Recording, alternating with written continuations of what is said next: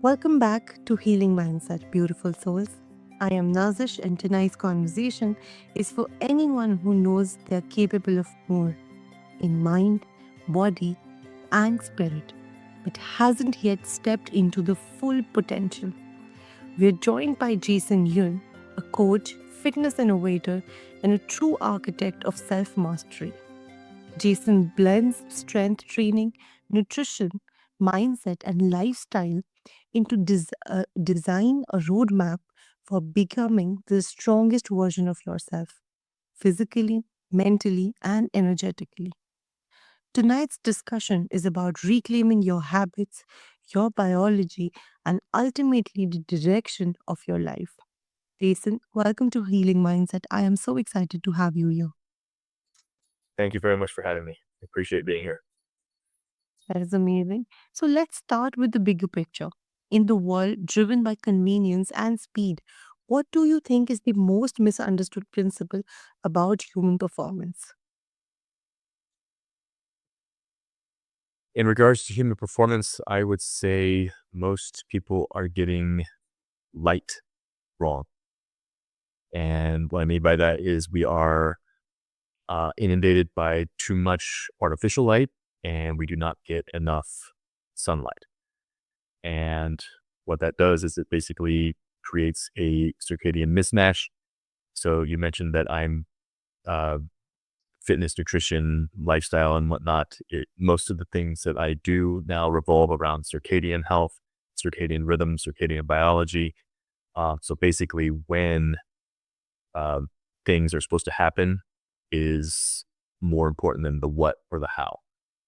Um, so most modern humans, they spend 80 to 90% of their days indoors.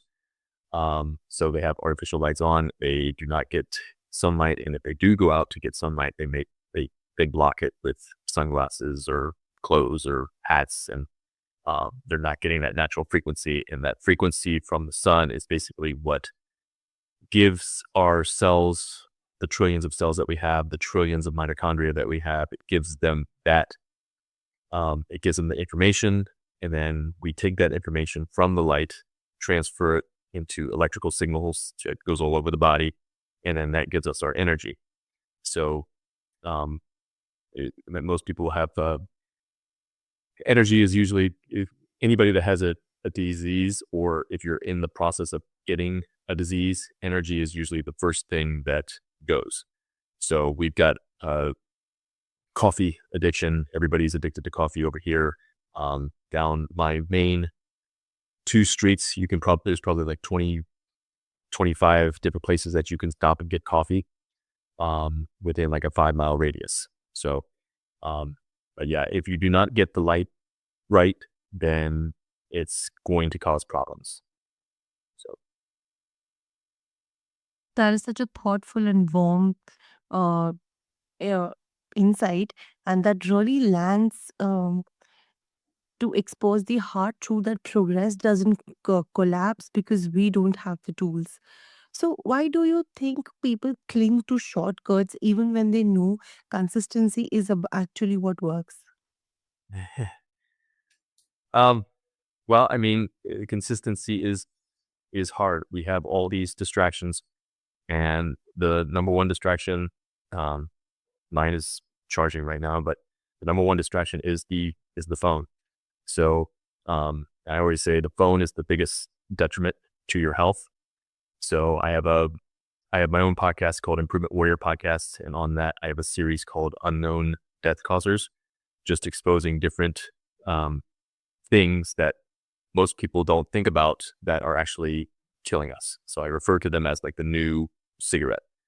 And phone is probably top of the list because you've got the the non-native frequencies coming from it.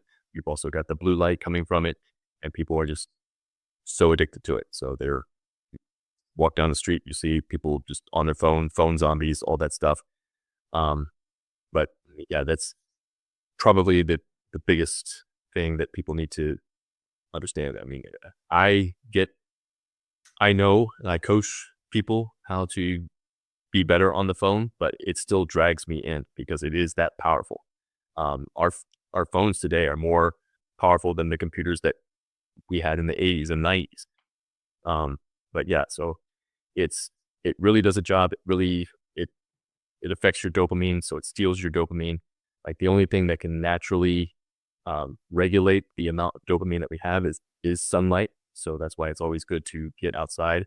But when you get on that phone, it gives you a dopamine hit. So just like certain foods, so people become addicted to food, they become addicted to sugar, um, that kind of stuff. Pizza, beer, all that stuff. But when it hijacks your dopamine, it basically is basically just calling you nonstop. So same thing with like people who are addicted to cigarettes. So they'll get into a habit of that and they can't quit because it's very hard to quit these addictions. But that's what corporations, that's what advertising, that's what the news, that's what basically with propaganda. They're always repeating, and that's the number one thing to get into people's heads. It's just repeating the message over and over and over again, and eventually they believe the lies over the truth. So yeah, so it's hope that answered the question. That does answer the question, and I feel like that is so honest and refreshing. And sometimes people just need to hear the truth without sugarcoating it. Exactly like you said, that you need to get out of your screens. So, your framework blends mindset and training. It's not just physical. How do you see mental resilience shaping long term fitness results?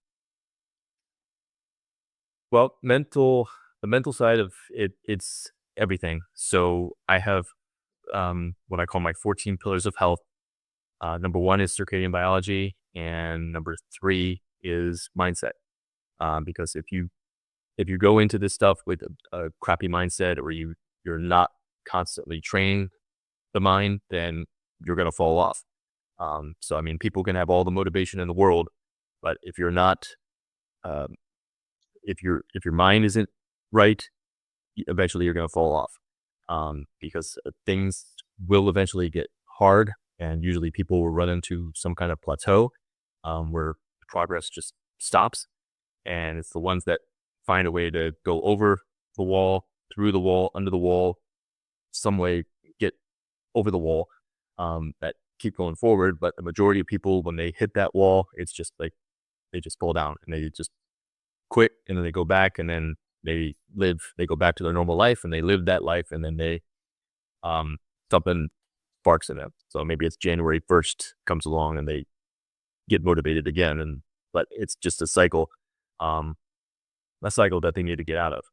So consistency is the most important. So it is very important to find little things to start with to start to move forward. So I always say sunrise is the most important thing for our health because that's the center of the circadian rhythm. That's what turns on the proper hormones and whatnot. And yeah, so yeah, and then obviously reading, um, reading good books. It could be a physical book. It can be a audible book. You can listen to the book.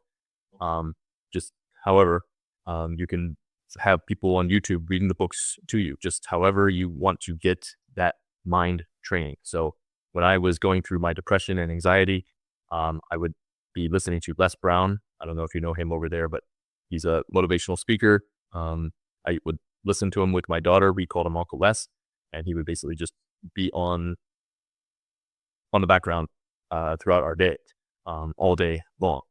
And so it's that kind of thing that people get away from. So they kind of hear the negative messages over and over again. They say like 95% of the messages that we hear are the same day in and day out. And the majority of those messages are coming from the actual person because we're talking to ourselves. We're saying negative things like, why did I do that? Why did I say that? Why didn't I say this? Why didn't I do that? And they just keep basically hammering themselves down and down and down. So they can't pick themselves up out of that negativity. So yeah, there's basically like a pivot point. So you just keep climbing the hill, but some days it's a bad day. So you slide down the hill, but you got to keep going up, up, up. And eventually you'll reach the summit and then it starts to go down. And then everything's just rolling down. So everything's a lot more easier. And that, like, one of the best analogies I can give you for getting your mindset. So you've got to get over that hump. So, but when you're down at the bottom, you're depressed, you have anxiety, all that stuff, that's when it's very, very hard. So you've got to watch the people that you hang around with, because usually the people you hang around with are people who are bringing you down, causing anxiety, causing depression, causing you not to like your life like you should. So you have to watch that. But yeah, so the couple of the things that I think train the mind better than anything, cold exposure is number one. So most people, when I say get cold, they think it's a 4-letter word. They don't want to get cold. Nobody especially when they're living like an indoor life, because our mitochondria is supposed to be our natural heater. And so you're supposed to be outside every day. You're supposed to feel the warmth. You're supposed to feel the cold, all that stuff. But when your heaters are broke, you're cold all the time, or you're always indoors and you just look at the winter through a window or something. But cold exposure is like one of the most important things after light in terms of moving your body forward and training your mind. The longer you can do it, the better you can be, and basically nothing can defeat you. But other than that, there's always the fitness. My fitness philosophy has changed quite a bit. So we are supposed to have, there's four primal movements that basically made us human. So if we did not develop these patterns, we would have gone extinct. So animals would have eaten us, or something would have happened to us. And those patterns are standing, walking, sprinting, and throwing. So workouts should be involved in making our walking and sprinting and throwing better.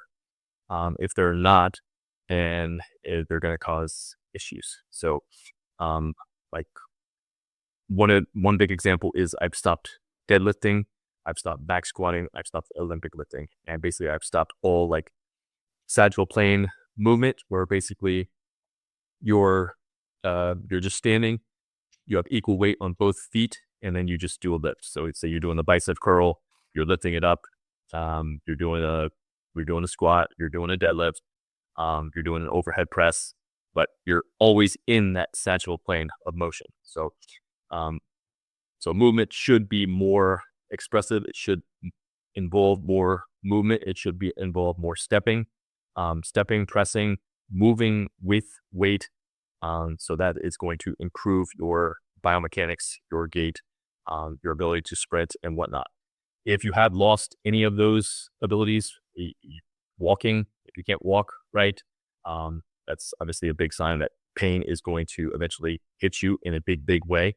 But if you lost your ability to sprint, lost your ability to throw, you can get those back. So it's just like our vision. So our vision, we get myopia, it goes bad and it gets worse as it goes. But we can actually reverse myopia. A lot of people don't know that, but myopia is a disease. A lot of people don't consider it a disease, but it is. It's an adaptation to a poor light environment, and you can fix that, just like you can fix your ability to sprint, your ability to throw, your ability to walk without pain, obviously. So if you're exercising and there is any pain in any area, that needs to be addressed. But unfortunately, a lot of people don't know what to do. And I can obviously help with that, but yeah, so it's about deciding, being aware of what's going on in your body, in your life, where you want to go and whatnot, and then deciding to take the action to change, and then actually doing the action to change. I really love how you talk about consistency and like the way you brought insight to myopia, which is something that our listeners will be very intrigued to listen, because it is something that many of us are not aware about. So, coming up to this consistency point, have you noticed a mindset trait that repeatedly separates high performers from those who struggle to stay consistent? Well, one of the big things that uh, the big things that I do, and I know other high performers do it as well, is planning your day. Um, so basically having like a, a weekly planner, and then like a daily planner, and then basically just plotting out your day, like plotting out your week, one day the previous week. So everything that you said yes to, you put that in there so you can see exactly what's going on, when you have time available to do this, time available to do that, uh, family stuff, kids stuff, all that stuff that goes in there. And then you can build your schedule around that. So you can put your training in there. You can put your morning sun in there. You can put your cold exposure, all that stuff. You can put when you're going to eat. Everything goes goes in there, and basically, it's it sounds more structured, but it actually gives you more freedom because you are in charge of your day rather than, oh, this happened, so I need to do this. So other ex external circumstances come at you, and that changes your day. But when you plan your day, you're more in charge of your day. You're more in charge of your life. You're more in charge of your weeks, days, months, and minutes. And that's one of the best things that you can do. So I actually created a planning course that takes people through how to plan the day, how to set up their day, and then also finding your purpose, setting up goals. So that's one thing. If you don't have any goals and you're just basically going around a merry-go-round progress, you're not going to do anything. You're not going to achieve anything. So we all need to have those big goals that drive us forward, so we can actually reach the summit and then keep going once we reach those goals. So the summit keeps rising and rising and rising, and you keep getting better and better and better. And 5 years, 10 years, 15 years down the road, you are a completely different person. Trust me, I hope nothing more than that for myself, and I think that many of our listeners will be able to relate with that as well. So much of modern life pulls people away from the basics of well being.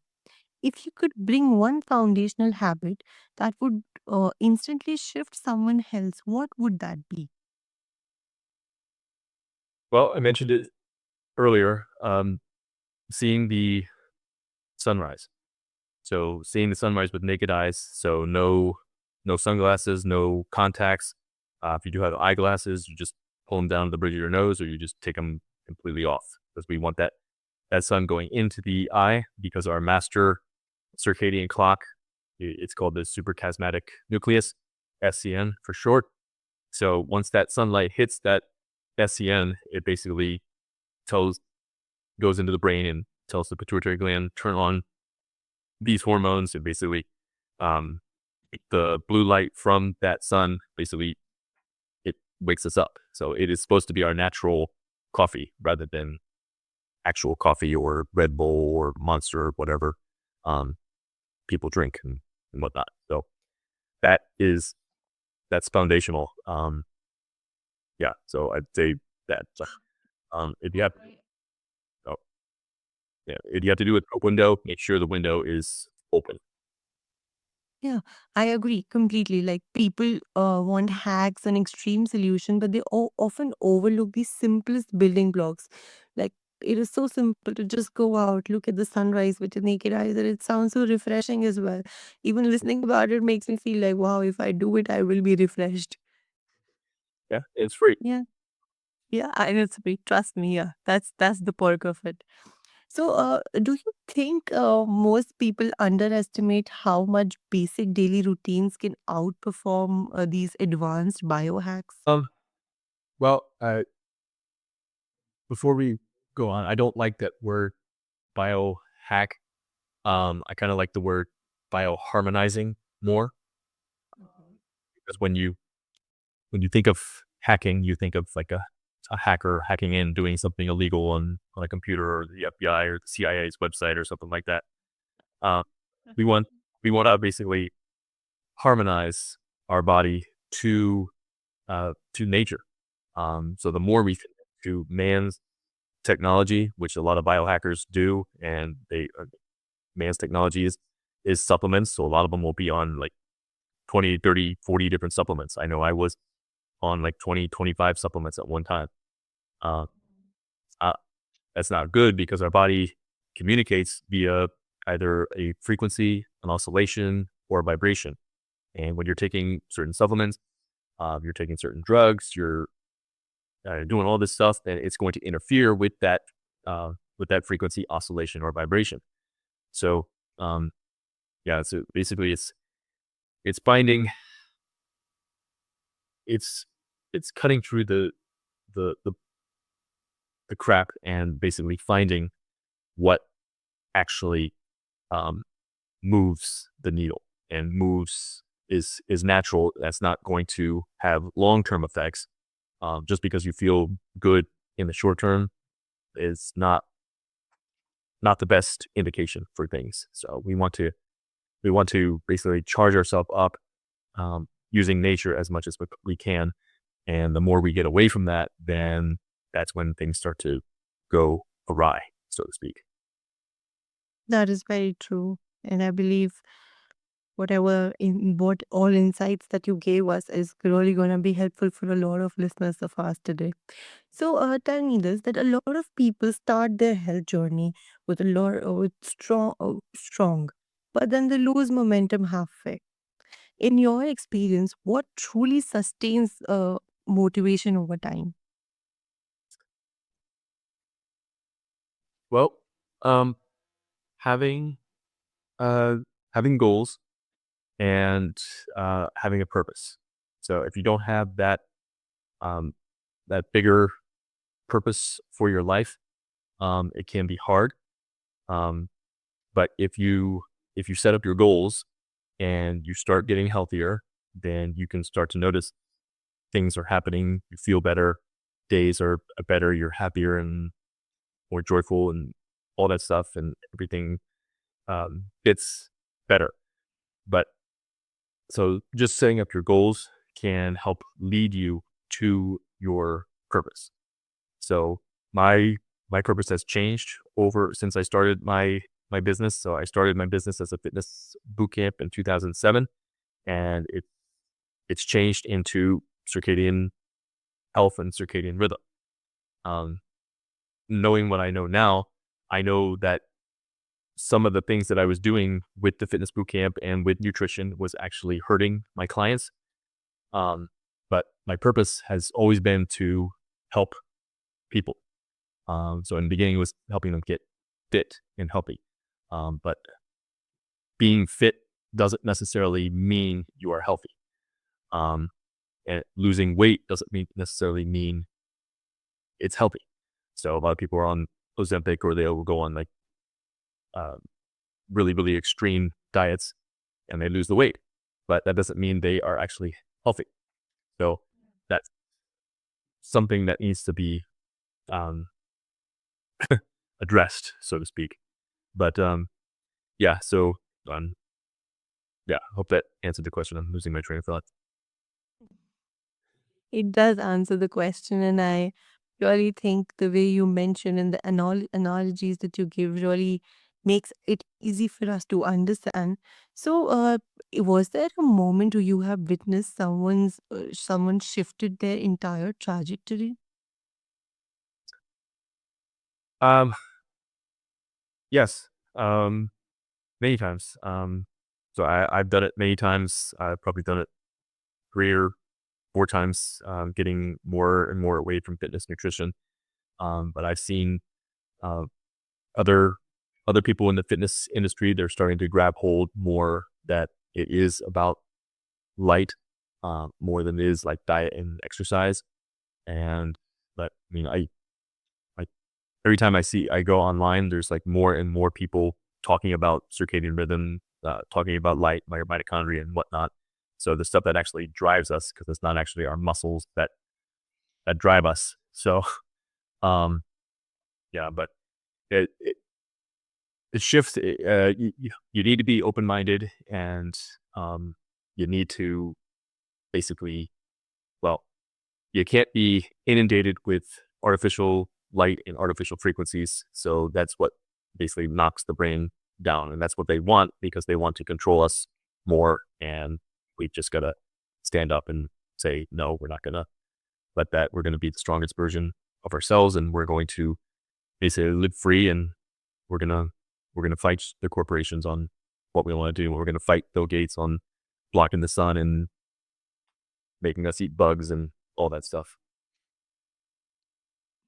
Okay, that is something very amazing and very insightful for all of us. So, Jason, this has been such a powerful and energizing conversation with you. And I know many of our listeners will want to learn from you and dive deeper. Where can they connect with you and explore more about your programs and coachings and all? Probably the best place is my newsletter. So it's at improvementwarriorfitness.com/NL.